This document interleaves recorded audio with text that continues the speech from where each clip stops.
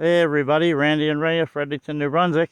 We're still at the falls, and on the way back out we noticed a large tree with all the wood on the bottom. And the tree has been worked over by woodpeckers.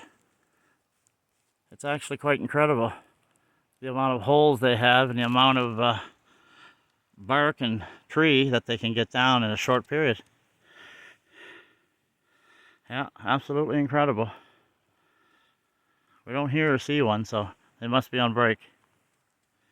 Again, pretty large hole up top there. Where you at, Ray? Oh, there she is. There you are, Ray. I'm just up looking at the woodpeckers in the tree. Say hi, Ray. No, she's too busy.